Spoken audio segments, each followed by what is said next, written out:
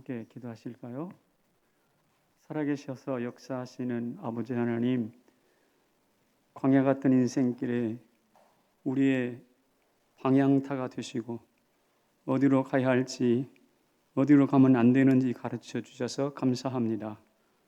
하나님, 오늘도 세상의 수많은 요구와 외침을 다 뒤로 하고 하나님만 바라보고 앉았습니다. 주여, 주께서도 우리 가운데 얼굴빛을 비추어 주시옵소서.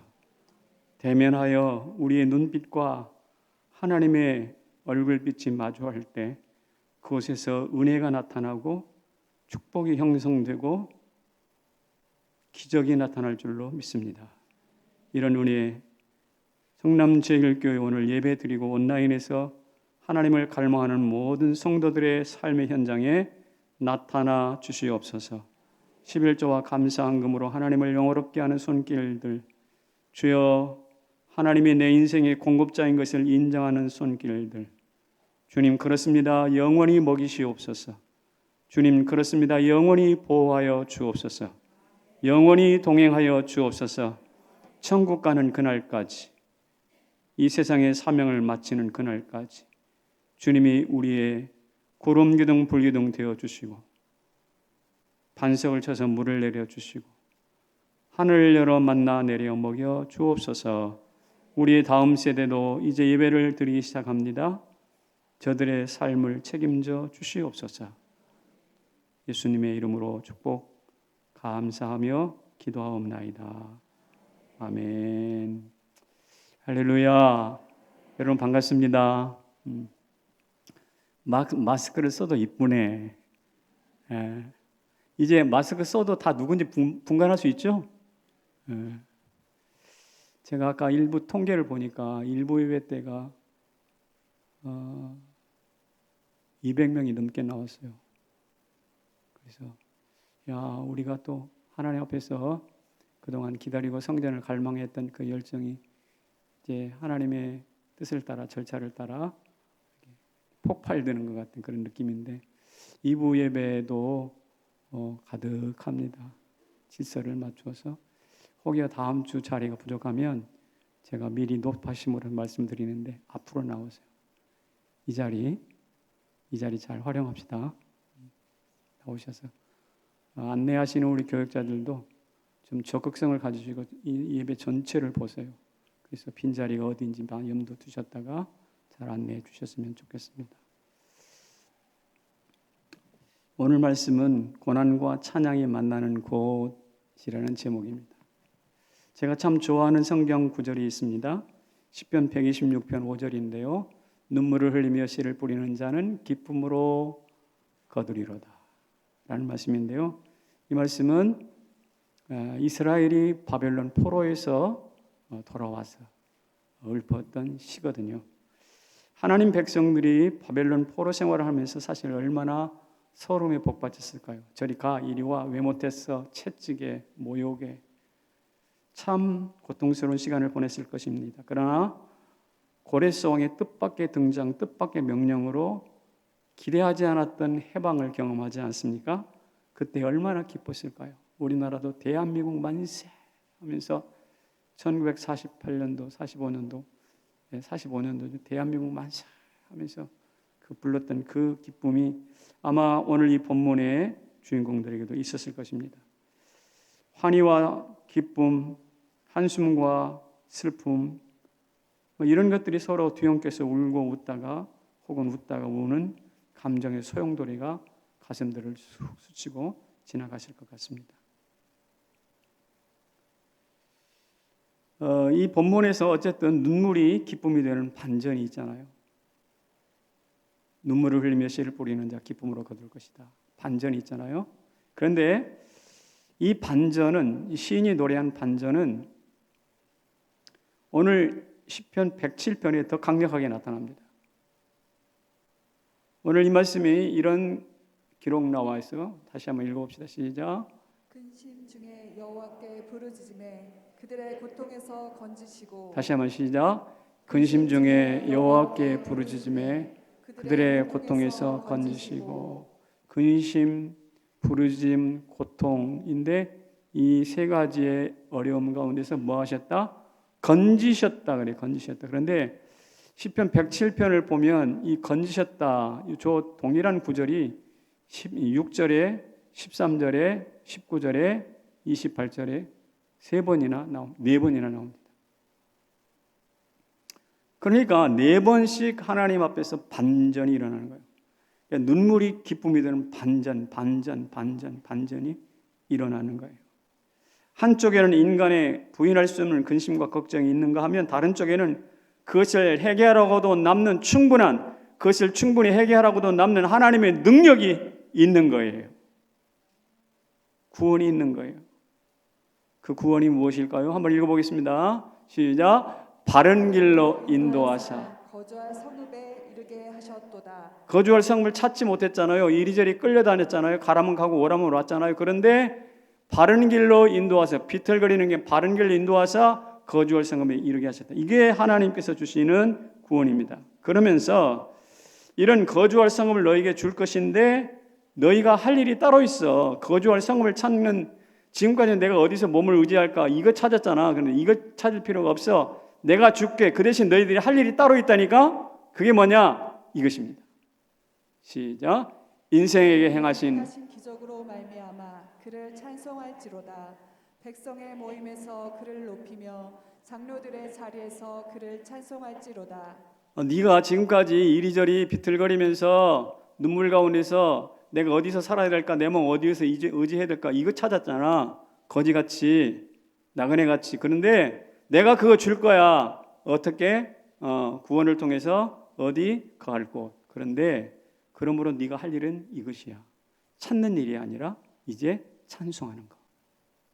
찬송하는 거.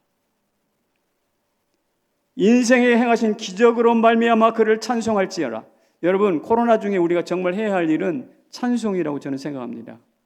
한국교회가 걱정인 이런만큼 부풀려 있는데 어느 순간 기도 좀 하는 것 같았어요. 그런데 기도도 사라지고 걱정만 점점 이럴 때 우리가 다시 회복해야 될 것이 무엇이냐? 찬송이라고 생각합니다. 인생에게 행하신 기적으로 말미암아 그를 뭐할지라? 찬송할지라. 백성의 모임에서 그를 높이며 장로들의 자리에서 그를 찬송할지로다. 여러분, 장로라는 것은 지도적인 자리예요. 그러므로 장로는 무게 잡는 자리가 아닙니다. 그렇다고 해서 무게 잡는 자리가 아니라 장로의 역할 중에서 가장 먼저 해야 될 일이 무엇이냐? 찬양이라고요. 근데 우리는 어떻습니까? 실제로 장로님들은 연세가 좀 드셔서 그런지 어때요? 찬양 시간에 손 드는 거, 입 벌려 찬송하는 거 남의 일 같아. 점점 이게 나이가 들어서 그런 걸까요? 그러지 말고 우리 장로의 자리에서 뭐 하라고 그랬어요? 찬송하라고 그랬어요. 우리 모두 그런 역사가 나타나기를 축복합니다. 그래서 오늘 설교 제목이 고난과 찬양이 만나는 곳입니다. 자, 그렇다면 이런 찬양을 불러일으키는 하나님의 역사가 무엇인지 조금 더 구체적으로 살펴보겠는데, 먼저 인간이 겪는 고통이 있습니다. 같이 읽어봅시다. 시작. 인간이 겪는 장벽 4가지. 이것은 내가 만든 장벽이 아니라 오늘 본문에 있는 장벽이에요. 본문을 짧게 읽었지만 본문 전체에 흘러가 보면 4가지 장벽이 나옵니다. 첫째는 뭐냐면 광야의 장벽이 나옵니다. 같이 읽어보겠습니다. 광야. 시작. 광야 사막길에서 방황하며 거주할 성읍을 찾지 못하고 줄이고 목이 말라 그들의 영혼이 그들 안에서 피곤하였도다. 그렇습니다. 삶의 현장이 어디라고요? 광야예요. 그 광야를 살펴보니 따르는 증상이 있습니다. 방황, 굶주림, 목마름, 피곤. 이 4가지가 광야의 특징이에요. 근데 이 4가지를 하나로 딱 묶어보면 왜 저런 현상이 나타날까? 길이 없으니까 그래요. 광야 가면 길이 없잖아요. 그래서 길이 없다 보니까 방황하죠. 길이 없다 보니까 굶주리죠. 길이 없다 보니까 물을 못 찾아서 목마르죠. 길이 없고 방황하고 이리저리 싸돌아다니다 보니까 뭐해요? 피곤하잖아요. 저것을 다 하나로 묶으면 뭐가 된다고요? 길 없는 거예요. 길. 그리고 길이 없고 방황을 하다 보니까 방황에는 뭐가 있는가? 이렇게 가다가 죽는 거 아니야? 두려움 따르거든? 맞죠? 한 발짝도 움직이는 것이 어려워요. 그래서 광야라는 것은 생각보다 굉장히 심각한 위기입니다. 모두가 위험이고 도처에 적이 있어요. 어디에서 어떤 적들이 나타날지 알 수가 없습니다. 이런 위험과 두려움에 휩싸였다면 밥인들 제대로 먹겠어요? 물인들 제대로 마시겠어요? 그렇지 않잖아요. 그러니까 굶주리고, 그러니까 목마르고, 그러니까 피곤한 거예요. 저는 광야를 아주 적절하게 잘 표현했다고 생각합니다. 그런데 그 광야에는 친구가 있습니까? 없어요. 찾을 수가 없어요. 아무도 없는데 친구가 어디 있어요? 만약에 있다 해도 그 친구는 언젠가 나를 버리고 등을 돌릴 수 있는 적이 될 가능성이 많습니다. 홀로 걷는 인생이에요. 요사이는 이 도심에서 서울 수도권에 엄청나게 많은 사람이 모여 있으니까 이 광야라는 말을 잘 익숙하게 느낄 수가 없는데, 우리 조선시대에 방랑시인 김삿갓이라는 사람을 아시나요? 우리 영월인가 가면 김삿갓 면도 있습니다. 그렇죠? 가보셨나요? 올여름에 한번 가보세요. 제가 영월군에 가보니까 김삿갓 면도 있더라고요. 그런데 이 김삿갓이 어떤 사람인가? 평생 방랑했던 사람이래요. 왜 방랑했는가? 제가 한번 찾아봤더니 조선시대 홍경래 난이라는 그 사건이 있었잖아요. 그때 홍경래 난이 나니까 그 사람에게 협조를 한 거예요. 부역을 한 거예요. 그래가지고 그 사람에게 잘 보여서 목숨을 우지했는데, 이 김삿갓이라는 사람이 그 난이 성공했으면 좋겠지만 실패해가지고 다 잡혀 죽었잖아요. 그러니까 자기도 의지했던 사람이 죽어버렸으니까 자기도 역시 낙동강 오리알처럼 떨어진 거예요. 의지한 밧줄이 썩은 밧줄이었던 거란 말이에요. 한때는 과거 시험을 봤습니다. 과거 시험을 봤는데 조선시대는 권문세 세도 정치가 유명했잖아요. 안동김 씨. 과거장에 나갔는데 거기에 그 시험 문제가 뭐냐면 이런 거였어요. 권문세가였던 안동김 씨였던 김익순에 대하여 비판하시오. 이렇게 써놨어요. 그것은 평소에 익숙했던 것이니까 막 단숨에 일필이주로 답을 써서 냈습니다. 그런데 알고 보니까 그 양반이 자기 선조 조상이었어요. 자기 오래된 할아버지였다. 그러니 대명천지에 누구를 배척하고 누구를 의지할지 구분이 안 갑니다. 누구를 찬양하고 누구를 비판해야 될지 그것도 헷갈립니다. 그래서 그는 하늘의 조상의 죄를 지었으니 나는 이 세상에 살 자격이 없다. 그래가지고 평생도록 삿갓을 쓰기로, 그리고 방랑하기로 결정을 합니다. 그러면서 가는 곳마다 시를 지어서 시와 밥을 바꿔 먹었어요. 이게 바로 광야, 조선판 광야 인생입니다. 김삿갓.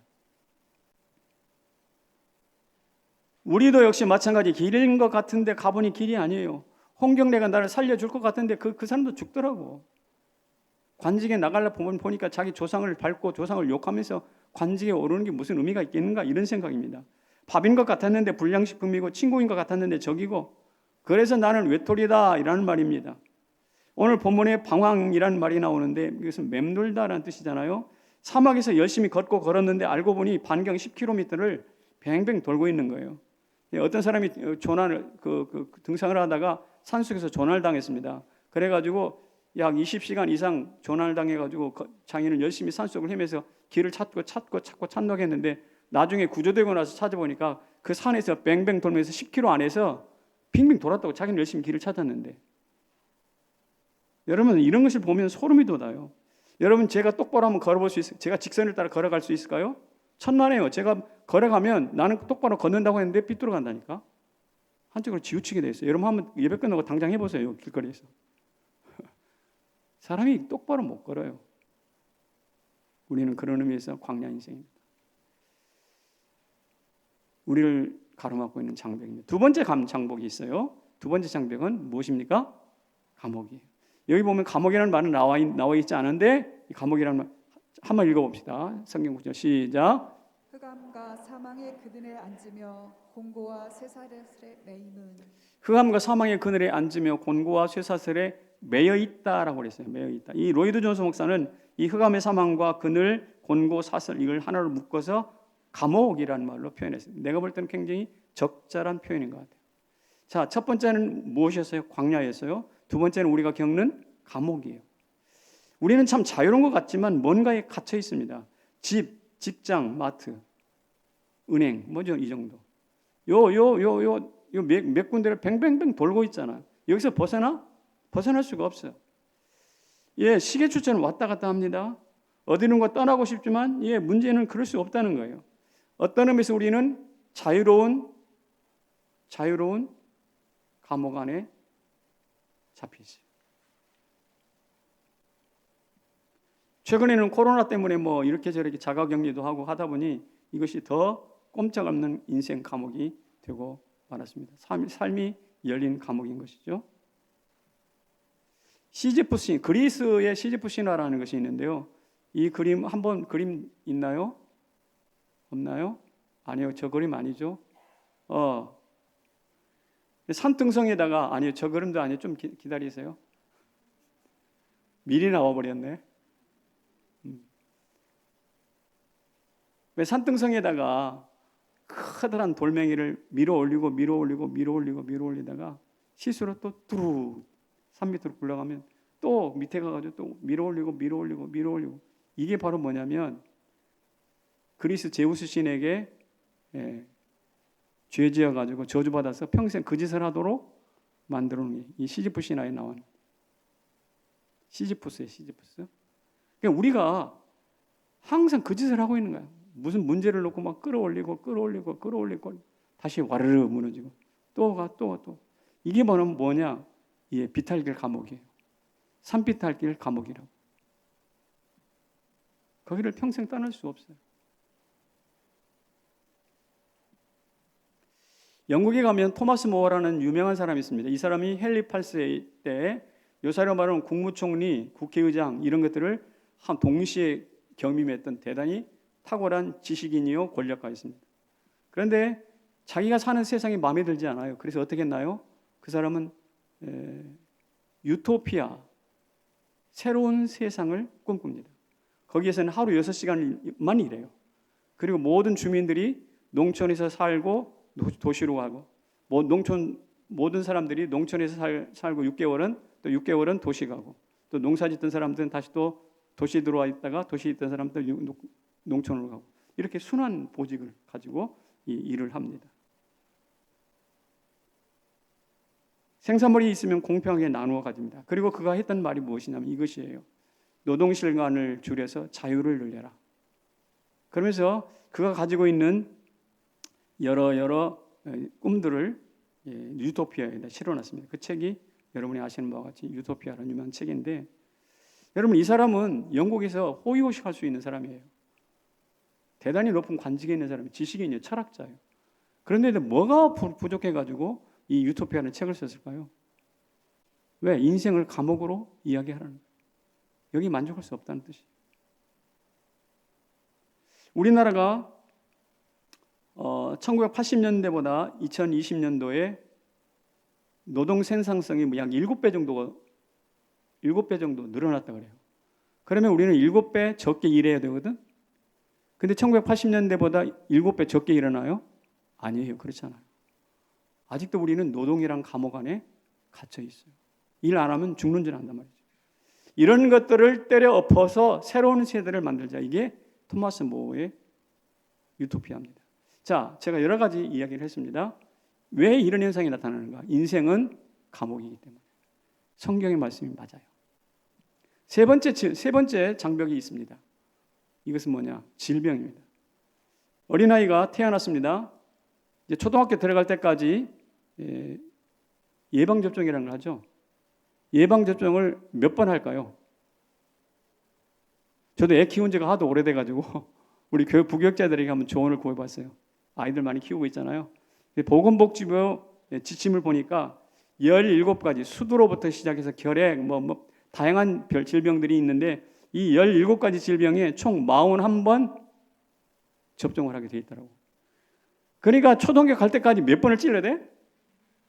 41번이야. 41번 애들 빵 울잖아요. 병원 가서 찔르면 41번을 울려가면서 병을 접종한다고 주사를 놓는다고. 그런데 여러분 병이 없어졌어요? 안 없어졌어요? 안 없어졌어요. 아직도 있어요. 아니요. 오히려 언감상생 새로운 질병 코로나가 더 와가지고 우리를 지금 괴롭히고 있잖아요. 그래서 또 주사 못 맞아가지고 또 난리를 치고 있습니다. 여러분 수명은 늘은 것 같지만 병은 줄지 않았어요. 그리고 모든 사람들이 오히려 건강 염려증에 사로잡히는 것이 현실입니다. 자, 이것을 성경엔 뭐라고 말하고 있는? 이렇게 한번 시작. 모든 음식물을 싫어하게 돼요. 사망의 문에 이르렀도다. 여러분 식욕이 줄어들었다는 것은 벌써 이제 죽음의 문이 가까이 왔다. 식음을 전폐했다. 곡기를 끊었다는 말 들어봤어요? 이 곡기를 끊었다. 이것이 사망의 문을 앞에 두고 있다 이 말입니다. 항암제 맞아봤나요? 항암제 맞으면 밥알이 모래알 같아요. 항암제 때 제일 싫어하는 음식 프로그램이 뭔지 아세요? 항암제 맞으면서 제일 싫어하는 먹방 프로그램이에요. 왜 이렇게 처먹어? 미안합니다. 왜 이렇게 처먹는 거야? 지구상에서 가장 없어져야 될 혐오스러운 프로가 먹방 프로그램. 이게 항암제를 맞으면서 뭐 구토하고 그러니 생각해 보세요. 충분히 공감이 가죠. 병원 가보세요. 왜 그리 환자가 많습니까? 썩은 물 마셔서 병들고, 오염된 공기 마셔서 병들고, 탐식으로 병들고, 병원이 차고는 가히 질병공학이에요. 질병공학. 자자들은 코로나가 다시 기승을 부리니까 전파력 높은 델타 버전인지 알파 버전인지 모르겠지만, 이게 언제 끝날지 알아요. 우리 집사님 기도하셨지만 언제 끝날지 알 수가 없어요. 하나님의 은혜가 아니면 안 끝나요. 안 끝나. 그래서 시인은 외치는 거예요. 뭐라고요? 우리가 어디에 이르렀도다? 사망의 문에 이르렀도다. 질병입니다. 질병. 자, 첫 번째는 광야에서, 두 번째는 감옥에서, 세 번째는 질병입니다. 한 가지 더 있습니다. 한 가지는 이것이에요. 광풍. 이것도 오늘 본문에 있는 내용이에요. 바다를 향해 가는 배는 파도를 피할 수가 없듯이 인생은요, 고난의 폭풍을 피할 수가 없습니다. 그 파도에 휩쓸리는 모습을 오늘 성경에서는 이렇게 26절에서 정리하고 있습니다. 같이 읽어요. 그들이 하늘을 솟구쳤다가 깊은 곳으로 내려가나니. 파도 때문에 배가 막 휙 올라갔다가 막 철썩 떨어지고, 휙 올라갔다가 철썩 떨어지고. 정신없는 거죠. 그래서 어떻게 되는가? 이런 모습이에요. 이리저리 구르며 취한 자 같이 뭐 했다고요? 비틀거려. 이리저리 굴러요. 취한 자 같이 비틀거려요. 성경에 이런 사람이 있었을까요? 있었어요. 누군가? 요나예요. 요나. 하나님께 불순종하고 다시스로 가다가 풍랑을 만나지 않습니까? 바닷속에 던져집니다. 물속에 뱃속에 들어갑니다. 3일 동안 거기서 그 썩은 냄새 나는 곳에서 삽니다. 그러다가 다시 토해지잖아요. 그가 바닷가에 벙 토해져 던져지고 난 다음에 그 다음에 어디로 갔어요? 비틀비틀하면서 터덜터덜 어디로 가요? 니느웨로 가는 거예요. 광풍을 만난 것입니다. 지금 우리도 죄악의 광풍을 지나가고 있습니다. 죄악의 광풍, 우리 사회가 조용한 것 같아요. 얼마나 광풍이 몰아치는 사회인지 알 수 없어요. 여러분, 벼락부자라는 말, 벼락까지라는 말이 왜 나오는 거예요? 무슨 때문에? 부동산 광풍 때문에 나오는 거 아니에요? 조금 있으면 대선이 시작될 모양입니다. 정치 계절이 왔대요. 그래서 중상 모략과 비방 네거티브가 판을 칠 것입니다. 무슨 광풍일까요? 권력을 쟁취하는 권력의 광풍들이에요. 얼마 전에 뭐 박사방인가 무슨 방인가 텔레그램 N번방 같은 게 있었잖아요. 이게 무슨 뜻입니까? 성욕의 광풍이 불어지고 있어요. 어디 보니까 명품 가방 사려고 막 새벽부터 나와서 줄 섰다고 합니다. 이게 우리 시대의 사회입니다. 뭐요? 과시의 광풍입니다. 바야흐로 세대를 가르지 않고 늙은 사람은 늙은 사람대로, 젊은 사람은 젊은 사람들, 수많은 사람들이 이런저런 광풍에 휩쓸려 가고 있습니다. 제가 지금까지 4가지 장애물에 대해서, 광풍에 대해서 이야기했습니다. 장애물 첫째는 읽어봅시다. 시작. 광야, 감옥, 질병, 광풍. 여러분들도 이 4가지 바람에, 광풍에 휩쓸려 살 것입니다. 이 4가지 광풍은 한 번도 멈춘 적이 없어요. 그런데 제가 강조하려고 하는 것은 이게 아닙니다. 한 번도 멈추지 않은 이 4가지 장애물이 아니라고요. 뭡니까? 제가 말한 건, 그래서 이런 광풍이 몰아붙여서, 이런 광야와 감옥과 질병이 광풍이 몰아붙여서 세상이 망했나요? 여러분이 죽어버렸나요? 그럼 이 자리에 못 오잖아. 우리가 광야를 경험하고 감옥을 경험하고 질병을 경험하고 광풍을 경험하는 건 사실이지만, 그래서 죽었나요? 나라가 망했나요? 종말의 끝이 왔나요? 아닙니다. 그렇지 않습니다. 여전히 태양은 뜹니다. 사회는 지속되고 있습니다. 왜 그럴까요? 우리가 잘해서? 왜 그럴까요? 궁금하지 않습니까? 성경은 이렇게 대답합니다. 같이 읽어봅시다. 시작. 지혜 있는 자들은 이 일에 주의하고 여호와의 인자하심을 깨달으리로다. 이 일에 주의하래요. 이렇게 4가지 장애물이 몰려와가지고 우리를 괴롭히는데도 우리가 망하지 않는 이유에 대하여 생각해 보라는 뜻입니다. 주의하고 그 다음에 뭐요? 여호와의 인자하심을 깨달으리라. 뭘 깨달아? 인자라, 인자. 그래 세상에 종말이 왔고 네 가지 광풍이 몰아치는데도 불구하고 우리가 망하지 않고 우리가 죽어버리지 않는 것은 무엇 때문이나 주의 깊게 살펴보니까 하나님의 인자 때문이었다라는 것이죠. 인자. 오늘 이 자리가 하나님의 인자를 재확인하는 자리가 되기를 주의 이름으로 축원합니다. 오늘 우리가 이 발걸음을 옮겨서 비 오는 날 교회로 나오는 것도 여러분의 의지가 발동을 됐겠지만 그 속에 여러분의 의지를 촉진시키는 건 또 뭐가요? 인자란 말이에요. 여러분 자동차를 보릉 시동 걸지 않고 갈 수 있어요? 자동차에 시동 걸지 않고 앞으로 1cm도 못 움직여요? 그런데 자동차가 움직이도록 하려면 시동을 보릉 걸듯이 하나님의 인자가 여러분들로 하여금 어떻게? 얘야 교회 가자. 여러분의 발동기에다 시동을 착 걸어주는 거예요. 하나님의 인자. 같이 읽어보겠습니다. 시작. 고통을 바꾸는 하나님의 인자. 제가 볼 때 인자는요 두 가지 특징이 있습니다. 하나님의 인자는 철제로 절대 포기하지 않았어요. 어떤 경우에 포기 않아요. 이 예수님께서 이 하나님의 인자를 아시잖아요. 성삼위 하나님은 인자를 가지고 계시잖아요. 그래서 제자들을 끝까지 사랑하십니다. 같이 읽어봐요. 요한복음 13장 1절 시작. 세상에 있는 자기 사람들을 사랑하시되 끝까지 사랑하시니라. 어떻게 사랑하셔요? 끝까지 사랑하신대요. 끝까지 사랑하시기 때문에 십자가에 죽으셨습니다. 끝까지 사랑하시기 때문에 자기를 부인해버리고 떠났던 베드로를 찾아가서 아침 조반상을 차려 주셨습니다. 끝까지 포기하지 않으셨기 때문에 도마에게 옆구리 창자국을 내어미셨고 엠마우스 제자들에게 찾아가 주셨습니다. 하나님의 인자는 여러분을 포기하지 않습니다. 포기하지 않습니다. 두 번째로는 뭐냐? 실패하지도 않습니다. 이게 하나님의 인자의 특징이에요. 뭐 하지도 않아요? 실패하지. 하나님은 전지하시고 전능하시잖아요. 그래서 실패하지 않습니다. 전지, 전능과 실패는 어울리지 않아요. 나는 실패할 수 있지만 하나님은 어떻게 해요? 실패하지 않으세요. 하나님은 뜻밖의 변수로 못 이루는 게 없다 이 말이에요. 그래서 사도 바울이 이 하나님의 실패하지 않는 인자, 사랑을 기억하면서 이렇게 말했어요. 같이 읽습니다. 시작. 너희 안에 착한 일을 시작하신 이가 그리스도 예수의 날까지 이루실 줄을 우리가 확신하노라. 너희 안에 착한 일 시작하신 분이 어떻게 그리스도 예수의 날까지 분명히 이룬다. 할렐루야. 포기하지 않으세요. 실패하지 않으세요. 이루세요. 포기하지도 실패하지도 않으신 하나님의 인자가 어떻게 하시는가? 우리가 처한 광야, 감옥, 질병, 광풍 우리가 처한 광야, 감옥, 질병, 광풍을 제압하고 바꾸십니다. 제압하고 바꾸십니다. 믿으십니까? 이 이야기는 제 이야기가 아니라 오늘 본문에 나와 있어요. 같이 봅니다. 33절에 시작. 강이 변하여 광야가 되게 하시며 샘이 변하여 마른 땅이 되게 하시며. 아멘.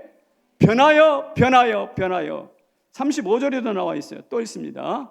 시작. 광야가 변하여 못이 되게 하시며 마른 땅이 변하여 샘물이 되게 하시고. 33절에는 강이 변하여 광야가 되었는데 35절에는 광야가 변하여 샘이 되게 하는 거예요. 그러니까 바꿨다 엎었다 뒤집었다 하나님 마음대로 당신의 섭리를 따라서 오늘도 바꾸시는 겁니다. 이 사실을 믿으시기 바랍니다.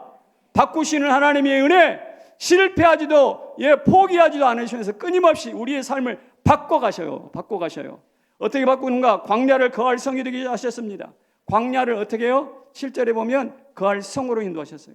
아까 감옥은 그러면 어떻게 바뀔까? 감옥. 얽어맨 줄을 끊으셨다고 표현해요. 얽어맨 줄 14절인데 얽어맨 줄을 끊어주시는 감옥이 해방되는 거예요. 자, 이 질병은 어떻게 하시는가? 질병은 20절에 시작. 말씀을 보내서 치료했다 그래요. 자, 그러면 마지막 광풍은 어떻게 하는가? 어디로? 소원의 항구로 인도해 주심으로 치료하는, 바꾸는 거예요. 여러분 기억하십시오. 광야는 거할성으로 바꾸세요. 감옥은 무엇으로? 얽어맨 줄을 끊어버리셔서 바꾸세요. 질병은 말씀을 보내서 치료하심으로 바꾸세요. 광풍은 소원의 항구로 인도하심으로써 바꾸십니다. 이 사실을 믿으시기를 바랍니다. 다시 한번 정리해 봅시다.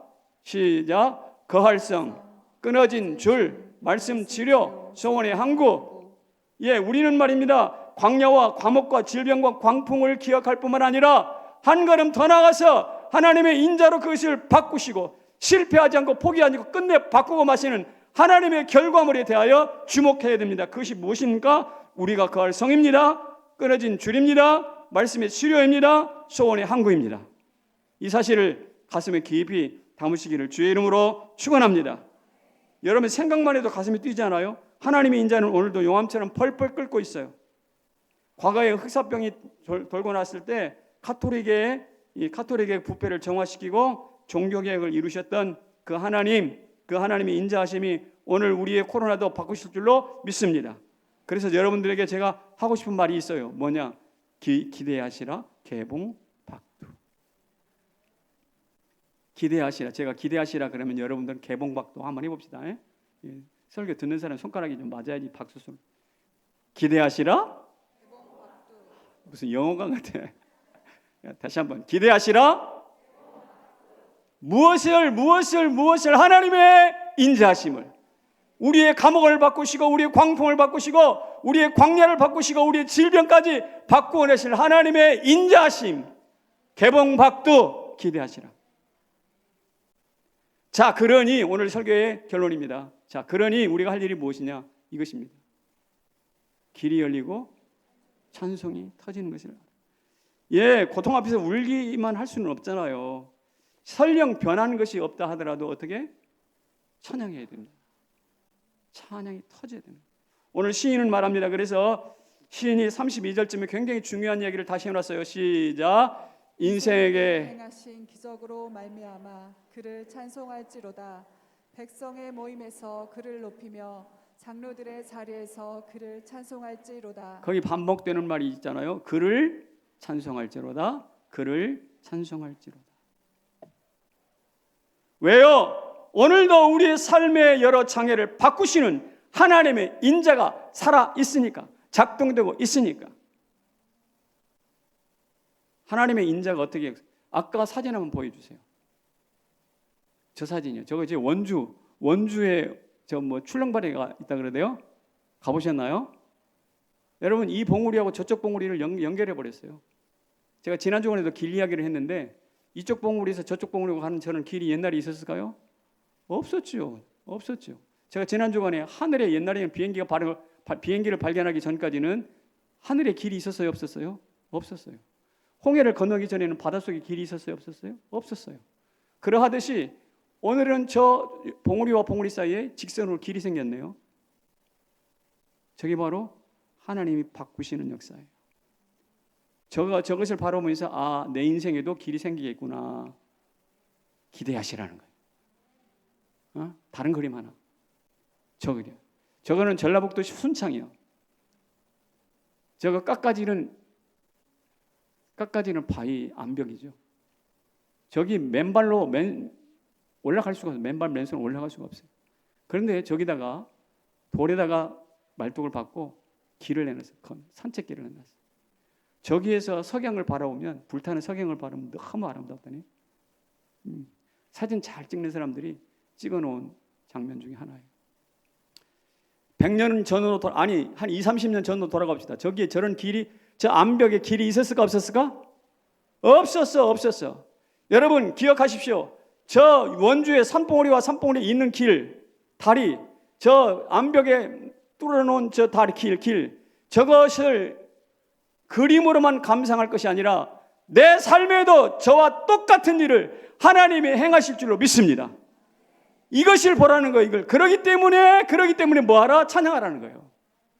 여러분 저기 아까 이야기했듯이 저 산길을 걸으면서 석양에 물든, 붉게 물든 석양을 탁 바라보면서 시간, 와 멋있다 그러지 않겠어요? 그러하듯이 오늘 우리들도 와 하나님이 바꾸셨네, 와 하나님의 인자는 살아계시네, 와 하나님은 지금도 포기하지 않으시네, 하나님은 실패하지 않으시네. 여러분도 찬송하시기를 축복합니다. 오늘 이 시인의 이야기가 바로 그 이야기예요. 제가 목사 안수 30년이에요. 올해가 1991년 목사 안수 받았거든요. 2021년이죠. 30년째. 돌아봅니다.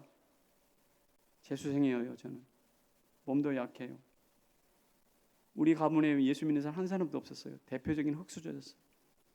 그런 저를 붙들어서 목사 만드시고 대사랑의 교회에서, 대성남 제1교회에서, 그리고 존귀하신 여러분을 만나서 말씀 전하는 자로 30년을 써주셨어요.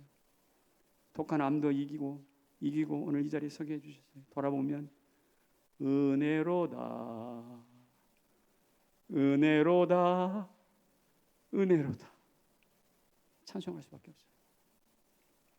피아니스트 손여름을 아시나요? 손여름. 나는 손여름 해가지고 여름이라고 그래서 이 사람 가정이 불교인가 보다 그랬어요. 열반, 여름. 여름이라는 것은 불교적 색채가 강한 것 같아요. 근데 알고 보니까 손여름이 열매 맺음이더라고요. 근데 이 손여름이 원주 출신이에요. 오늘 원주가 많이 나오네, 장로님. 원주인데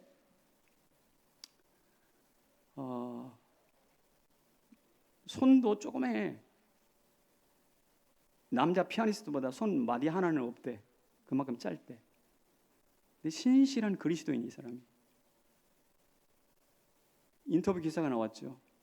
어떻게 작은 손으로 그렇게 강력한 파워 넘치는 연주를 합니까? 저는 짧지만 부드럽고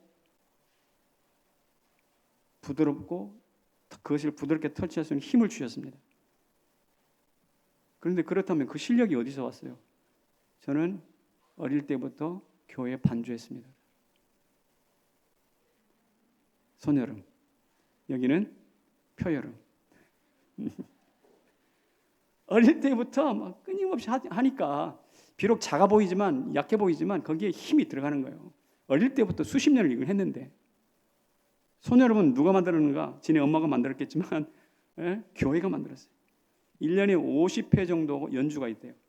그러면 한 달에 적어도 서너 번 정도는 해외에 나갔다가 비행기를 타고 돌아오고 하는 그런 일들이 강행군이 있어요. 그런데 누가 가는, 보좌관이 있는가? 동행하는 비서관이 있는가? 없어요. 혼자 백팩 메고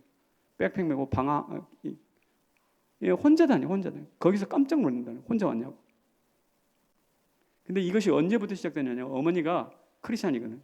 원주에 있는 국어학교의 고등학교 선생님이 국어 선생님인데, 어머니가 그랬다요. 야, 엄마가 이 교사직 내려놓고 네 뒷바라지 할까? 그랬더니 엄마 싫어. 난 그거 싫어. 나는 엄마가 나만의 엄마가 아니라 많은 학생들의 엄마이기를 원해. 그러면서 오히려 그 자체하고 혼자 모든 컨테스트에 혼자 가방 메고 다녔다는 거예요. 그러면서 누구를 의지하겠을까요? 엄마, 다른 사람들은 엄마를 의지했겠지. 누구를 의지했을까? 하나님.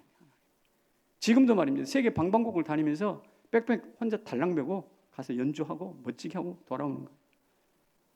당신은 유명한 피아니스트니까 광고 섭외 안 들어왔어요? 분명히 들어왔을 거 같잖아요. 그랬더니 이렇게 말합니다. 저는 연예인이 아니라 연주자입니다. 하나님이 저를 연주자로 세웠어요. 그리고 돈의 맛이 아니라 피아노를 연주할 때 그 강력한 연주를 해나갈 때 마치 작곡가를 손에 쥐고 흔드는 것 같아요. 자기가 작곡가를 자기 손에, 작곡가가 자기 안에 들어와서 이 작곡가를 주무르는 것 같은 그런 강력한 희열을 느낀다고 해요. 하나님의 자신을 어떤 연예인이 아니라 연주자로, 또 연기자로, 감독자로 세웠다는 걸 잊지 말아요. 제가 이 내용을 읽으면서 참 감동을 받았어요. 그러면서 제 속으로 중얼거렸어요. 은혜로다, 은혜로다, 은혜로다.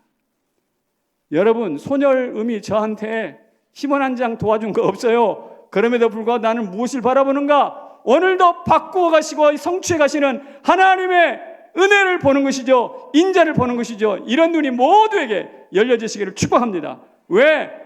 특별히 열려져야 돼요. 코로나 시간이고 어렵고 고통스럽잖아요. 포로 가운데서도 노래를 잃지 않은 민족이 있습니다. 유대인입니다. 베르디의 오페라 나부코에서 보면 히브리 포로들의 합창이라는 곡이 나와요. 고국당 가나안을 그리면서 불렀던 유명한 찬양입니다. 이것을 제가 한 3분 정도 여러분이 영상을 좀 보여드릴 테니 좀 이 노래에 쭉 들어가 보세요. 같이 봅시다. KBS 음악실이었습니다. 여러분, 저 자리가 어딘 줄 아세요? 포로 자리예요.